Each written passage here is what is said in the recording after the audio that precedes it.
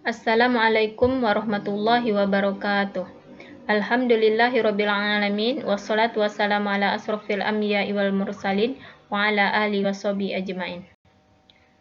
Pertama-tama, marilah kita mengucapkan puji syukur kita kehadirat Allah Subhanahu wa taala yang telah menganugerahkan rahmat-Nya kepada kita semua, rahmat iman, Islam, dan telah memberikan kita kesehatan, baik itu kesehatan jasmani dan juga kesehatan rohani.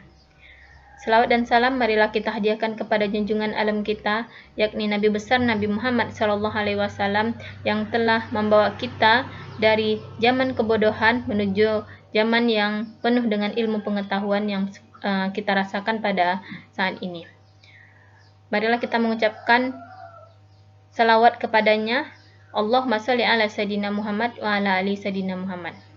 Baiklah, materi kita pada hari ini mengenai strategi CRM, mengenai bab Customer Portfolio Management atau disingkat dengan CPM. Customer Portfolio merupakan kumpulan dari kelompok pelanggan yang secara mutual eksklusif itu terdiri dari keseluruhan basisnya pelanggan. Nah, portofolio itu sering digunakan dalam konteks investasi.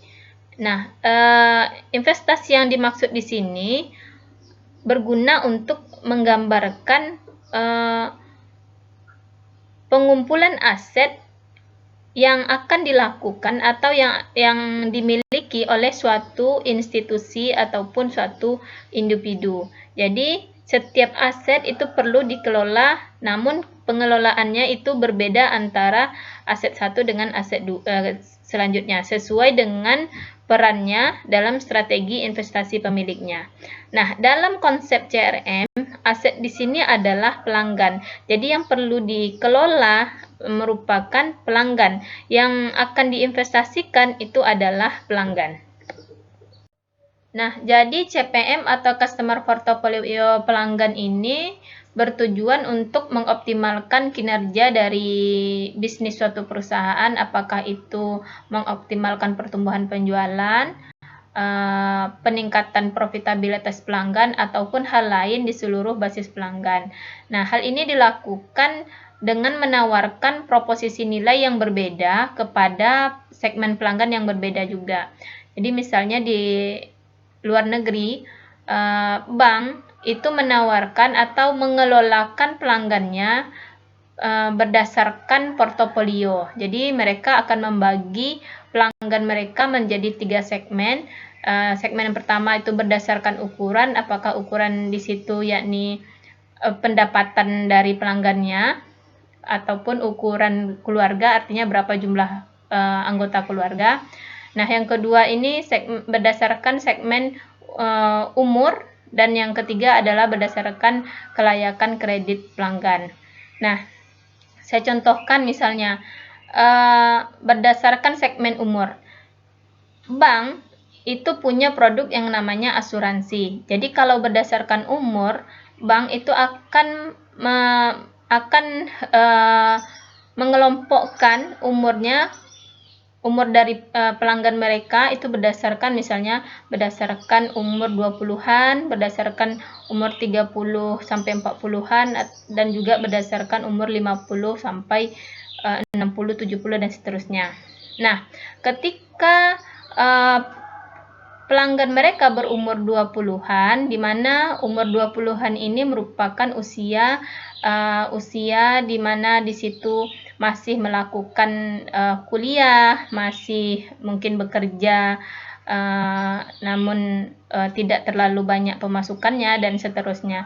Nah, jadi pada usia ini bank itu akan menawarkan asuransi, misalnya asuransi jiwa dengan biaya rendah, yakni misalnya 15.000 per bulan. Nah, asuransi mereka ini tentu bertujuan untuk memberikan rasa aman dalam mendapatkan pertanggungan ataupun kepastian pertanggungan.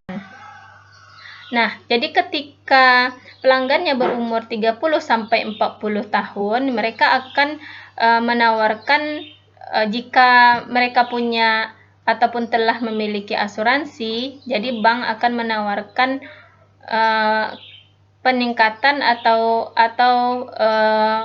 kenaikan dari jumlah ataupun biaya premi mereka yang tadinya 15.000, karena dia udah berumur 30 sampai 40 tahun misalnya, maka mereka akan menawarkan misalnya 30.000 per bulan dan seterusnya. Kenapa?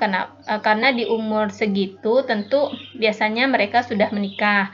Jadi ada biaya-biaya yang mungkin yang harus mereka pertanggungjawabkan, misalnya harus membeli rumah, harus membesarkan anak-anaknya, jadi banyak hal yang perlu dibayar. Jadi bank itu memiliki penawaran jika dia sudah punya asuransi, jadi ditingkatkan asuransinya. Kalau mereka belum punya asuransi, jadi mereka punya produk tertentu ataupun biaya premi tertentu untuk di usia ini.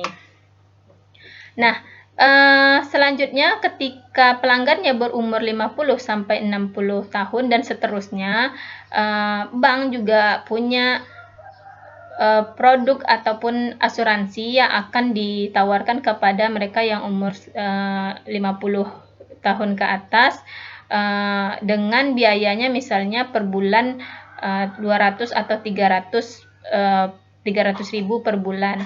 Nah, meskipun mereka sudah tua, jadi bank itu juga punya penawaran kepada mereka untuk asuransi jiwa ini. Jadi masing-masing segmen pada segmen umurnya itu yang ditawarkan kalau untuk asuransi itu preminya berbeda-beda gitu.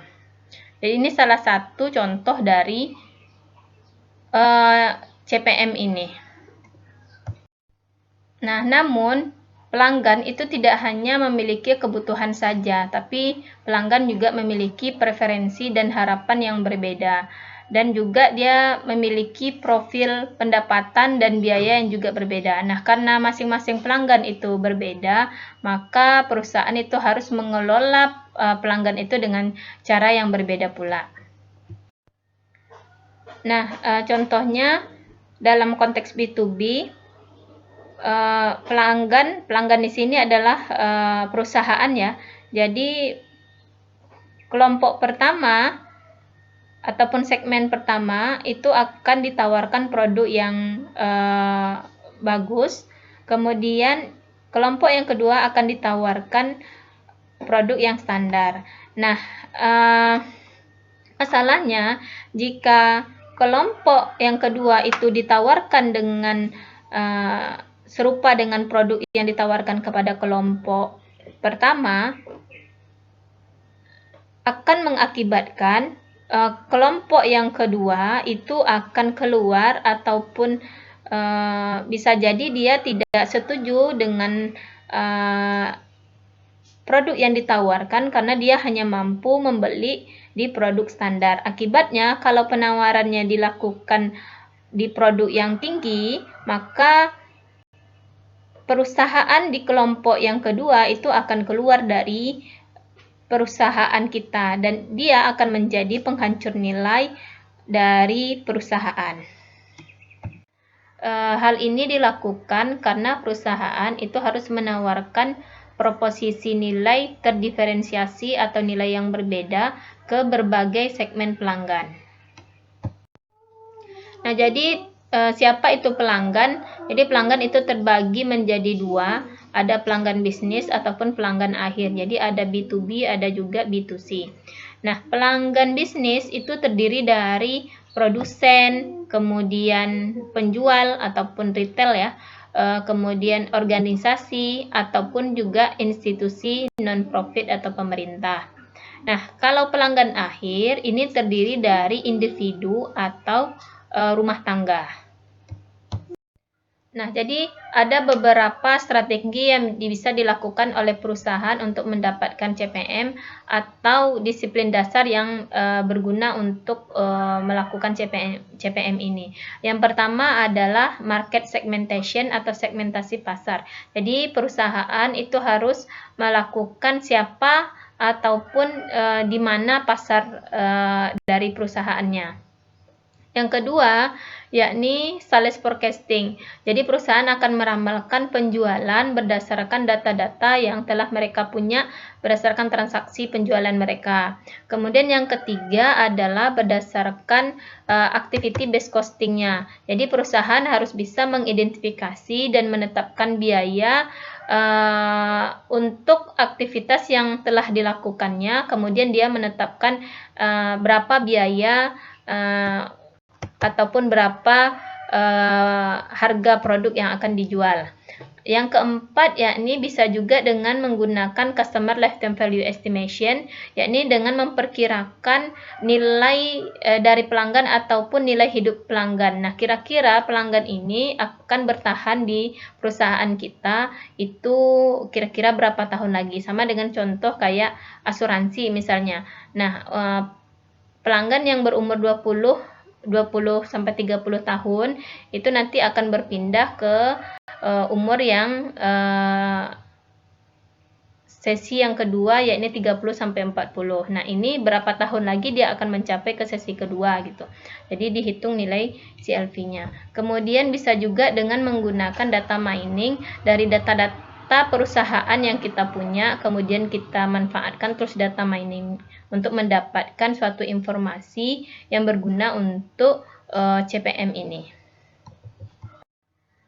Nah, di sini nanti akan saya beri contoh jurnal saya mengenai CPM ini, di mana dia menggunakan data mining untuk mendapatkan customer lifetime value. Jadi nanti tugas kalian akan mereview jurnal tersebut.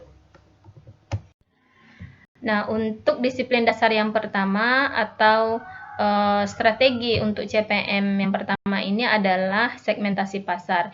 Jadi segmentasi pasar ini bagaimana membagi pasar itu menjadi kelompok yang homogen, yang tadinya itu bersifat heterogen, kemudian kita jadikan dia homogen, yang nantinya akan menciptakan nilai yang berbeda tiap kelompok pelanggan.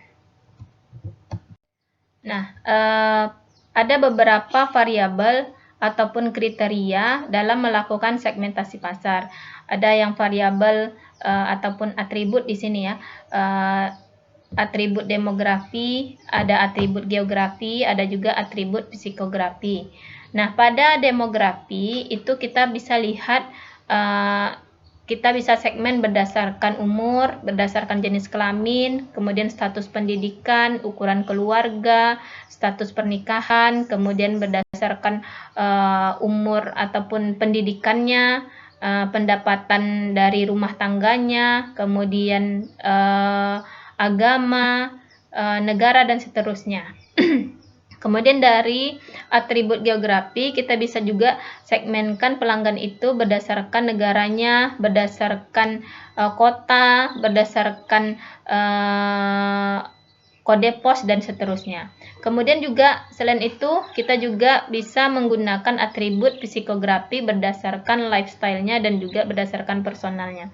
Jadi kita bisa mensegmenkan pelanggan berdasarkan beberapa variabel ini untuk mendapatkan sebenarnya segmen pasar kita ataupun pasar dari pelanggan kita itu berdasarkan demografi itu siapa, berdasarkan geografi itu siapa, dan berdasarkan psikografi itu siapa. Jadi ketika kita punya produk yang kita punya itu untuk umur berapa yang digunakan atau yang dibutuhkan, atau pelanggan mana yang menyukai dari produk kita tersebut. Jadi kita bisa lemparkan ke pasar dulu, makanya kita sering lihat ada sales-sales yang akan menawarkan produk karena mereka akan mencari siapa sih segmen dia. Kemudian berdasarkan wilayah. Nah, wilayah mana yang memang menyukai dari produk yang kita tawarkan. Kemudian dari segi psikografi, dari gaya hidupnya. Kira-kira siapa yang memang menyukai gaya hidup produk yang akan kita tawarkan gitu.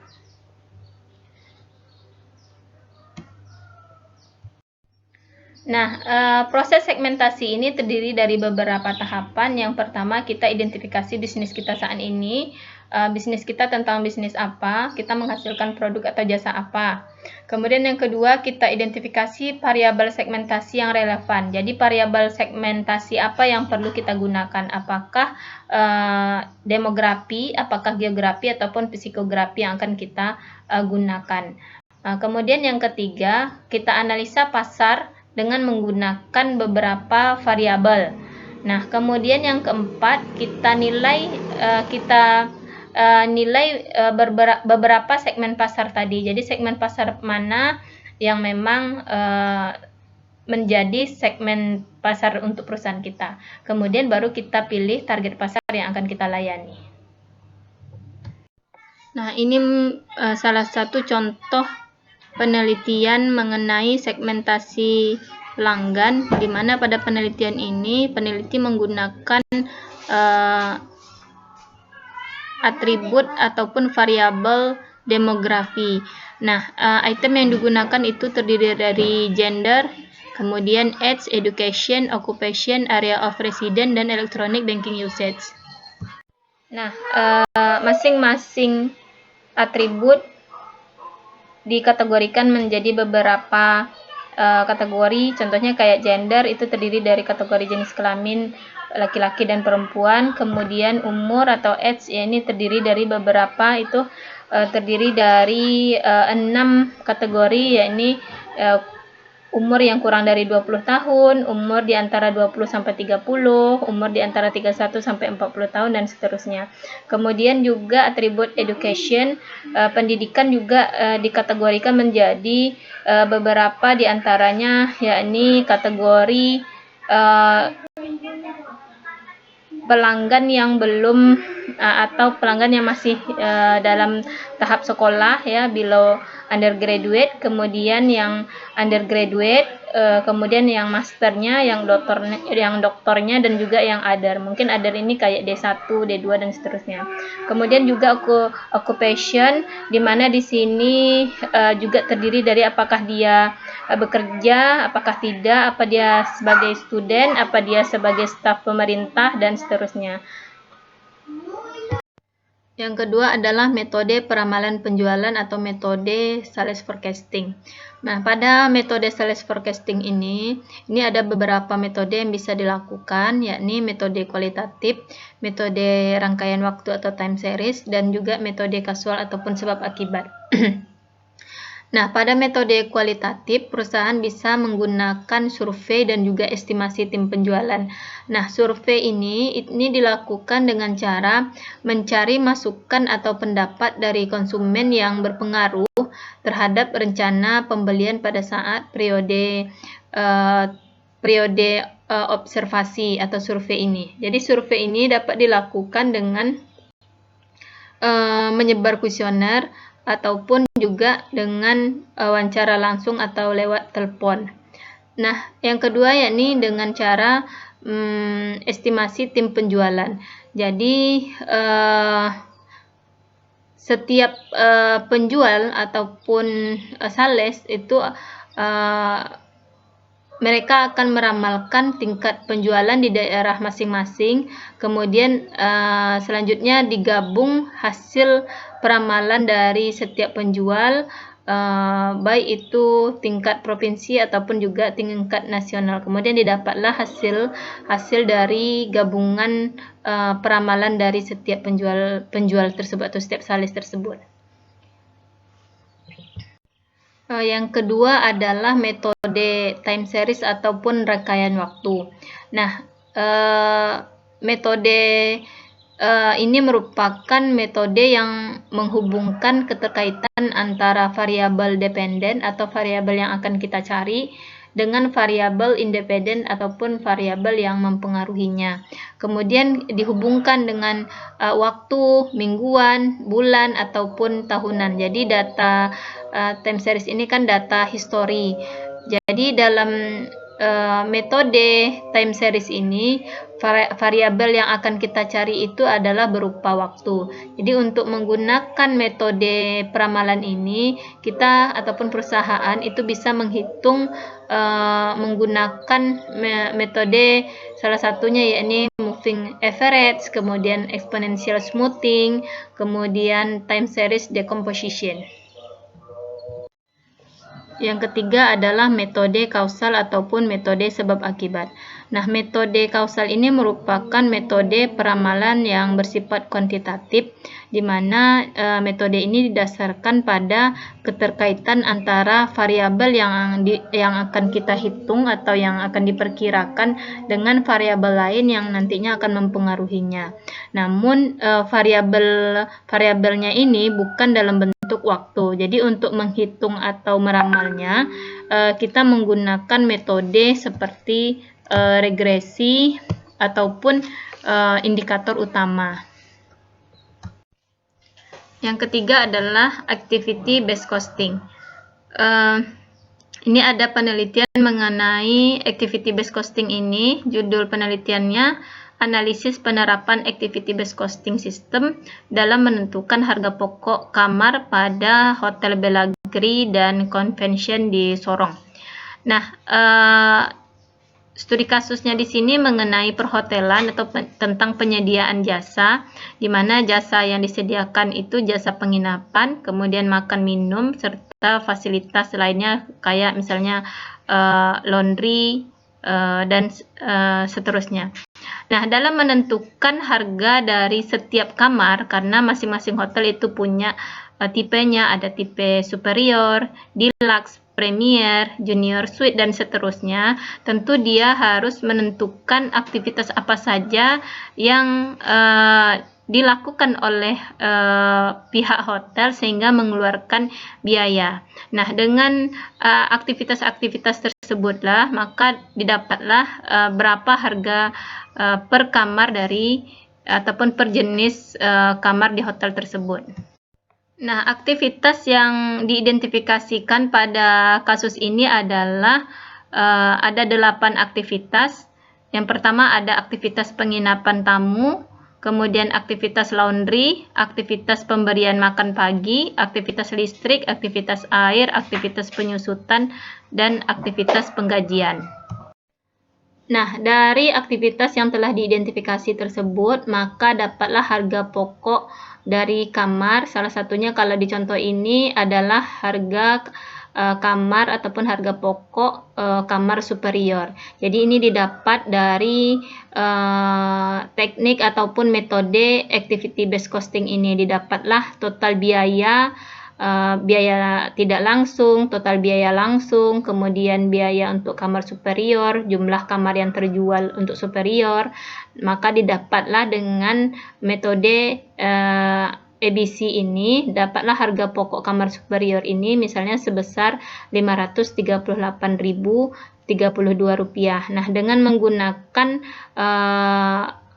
metode ini, maka akan memudahkan pihak hotel untuk menentukan berapa biaya yang perlu biaya kamar superior yang perlu ditetapkan oleh pihak hotel. Nah, karena harga pokoknya itu kita udah tahu, jangan sampai nanti di bawah harga pokok ataupun terlalu tinggi dari harga pokok. Nah, kalau terlalu tinggi nanti pihak ataupun pelanggannya itu tidak akan mau kembali ke hotel ini. Nah, atau juga jangan terlalu rendah, nanti pihak hotelnya tidak mendapatkan keuntungan. Yang keempat adalah customer lifetime value. Nah, di sini saya mencontohkan penelitian saya mengenai customer lifetime value ini. Judulnya Analysis for Customer Lifetime Value Categorization with RFM Model. Nah, di sini saya juga menggunakan segmentasi, di mana segmentasi itu yakni di variabel ini purchasing behavior atau perilaku pembelian dari pelanggan. Jadi tidak berdasarkan demografi, geografi, ataupun psikografi. Jadi ada juga variabel di segmentasi itu mengenai purchasing behavior. Nah, variabel itulah yang saya ambil, kemudian model yang ataupun atribut yang bisa digunakan untuk purchasing behavior ini di segmentasi ini, yakni menggunakan RFM model, di mana R-nya itu berupa resensi, F-nya frekuensi, dan M-nya monetary. Nah, ini nanti kita akan membahas model ini nanti di materi mengenai CRM analytical. Nah, di sini saya mencontohkan untuk CLV-nya, di mana segmen pelanggan ini saya bagi menjadi 6 segmen, di mana nantinya akan didapatkanlah pelanggan-pelanggan berdasarkan segmen-segmen tersebut. Nah, pada contoh ini ataupun pada kasus ini saya cuma menemukan hanya 3 segmen saja dari 6 segmen yang ada. Nah, jadi segmennya di sini ada superstar, ada golden customer, ada typical customer, occasional customer, everyday shopper, dan juga dormant customer. Nah, di sini penjelasannya dapat nanti dilihat di tabel ini. Nah, hasil pada penelitian ini didapatlah ada 3 klaster. Nah, klaster ini mewakili segmen ya. Jadi ada 3 klaster ataupun 3 segmen yang ditemukan pada penelitian ini. Kemudian dari 3 segmen tersebut maka didapatlah ranking ataupun nilai CLV dari masing-masing segmen tersebut. Nah, segmen yang CLV-nya tinggi itu berada di ranking pertama, dan seterusnya. Kemudian segmen yang menjadi peringkat yang paling pertama atau yang perlu diprioritaskan itu adalah segmen yang ada di segmen yang ketiga.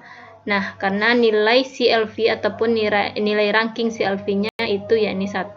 Kemudian selanjutnya segmen yang pertama yang menjadi ranking CLV yang kedua, kemudian segmen yang kedua yang akan menjadi ranking CLV yang ketiga.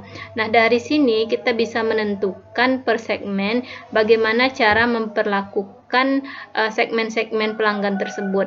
Jadi dari segmen yang ketiga ataupun klaster yang ketiga, jumlah pelanggan yang ada di klaster tersebut atau di segmen tersebut ada 222. Nah, 222 pelanggan ini akan dilayani dengan pelayanan yang berbeda dengan klaster-klaster ataupun segmen 1 dan segmen 2. Jadi segmen yang ketiga ataupun klaster yang ketiga, karena dia nilai CLV-nya, nilai hidup pelanggannya itu nomor 1 yang kita prioritaskan, tentu kita akan memberikan pelayanan yang lebih daripada klaster-klaster 1 dan juga klaster 2. Nah, hasil ini didapat dengan menggunakan algoritma FCM ya. Kemudian ada juga metode validasinya di sana. Nah, terdapat beberapa strategi portfolio analisis. Yang pertama adalah protect the relationship.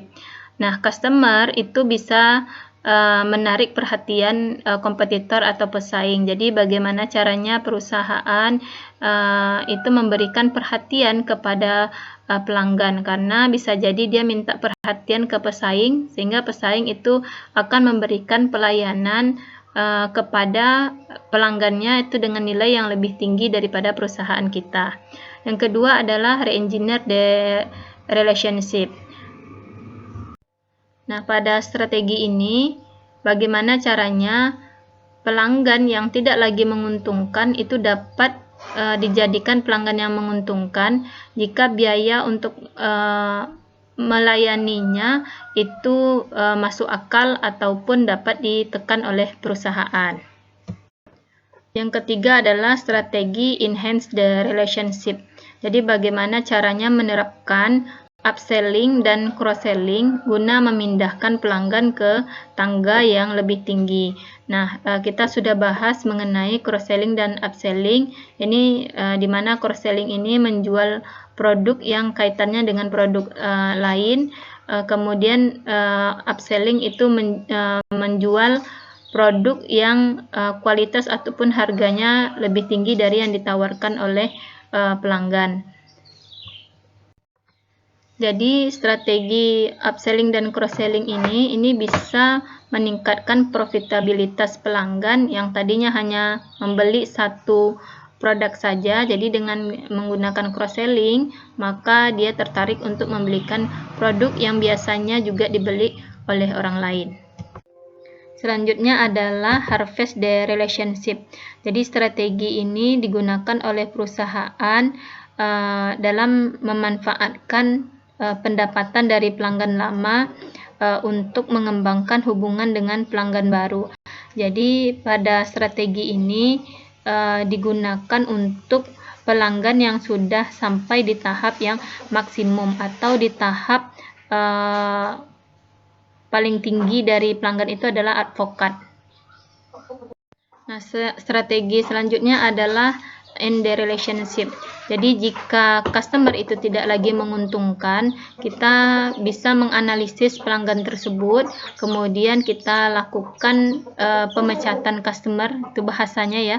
Jadi artinya kita bisa mengeluarkan pelanggan itu dari perusahaan kita. Apakah dengan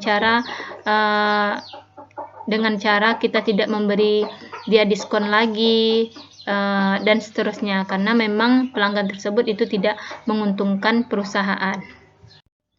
Selanjutnya adalah win back the customer. Nah, strategi ini digunakan oleh perusahaan dalam mendapatkan pelanggan ketika dia memilih perusahaan lain ataupun supplier lain. Nah, hal ini dilakukan jika pelanggan tersebut memang memberikan nilai yang signifikan terhadap perusahaan kita. Jadi kita pahami dulu mengapa ia lebih memilih supplier lain daripada perusahaan kita. Namun jika pelanggannya itu tidak memberikan nilai yang signifikan kepada kita, jadi kita tidak perlu memenangkan dia. Yang terakhir adalah start the relationship. Nah, strategi ini yakni dilakukan setelah kita mengidentifikasi pelanggan yang strategis, kemudian kita membuat rencana agar pelanggan tersebut itu bisa memberikan nilai yang lebih terhadap perusahaan kita. Jadi kita mulai hubungan dengan pelanggan. Demikianlah materi kita pada hari ini. Sampai ketemu lagi di materi selanjutnya. Insya Allah kita akan masuk ke materi CRM analytical. Kita akan membahas ataupun mengolah data pelanggan dengan menggunakan toolsnya data mining. Baiklah, terima kasih atas perhatiannya. Wabillahi taufiq wal hidayah. Assalamualaikum warahmatullahi wabarakatuh.